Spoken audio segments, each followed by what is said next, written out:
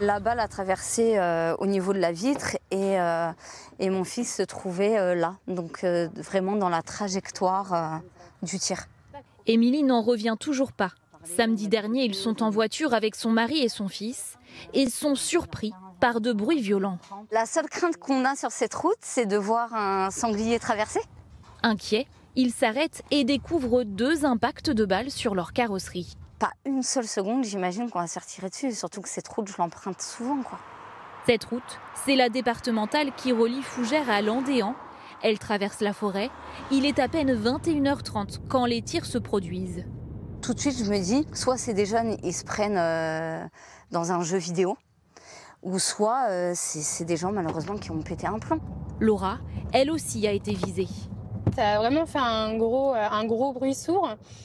Et j'ai pas compris tout de suite. Elle s'arrête un peu plus loin et découvre l'impact sur la voiture. On voit bien que, que la voiture a été quand même pas mal endommagée. À ce jour, 16 personnes ont porté plainte à la gendarmerie. 15 jours plus tôt déjà, des tirs ont été constatés sur cette route et sur une autre départementale de la région. Très vite, les chasseurs sont pointés du doigt. Impossible selon la fédération de chasse.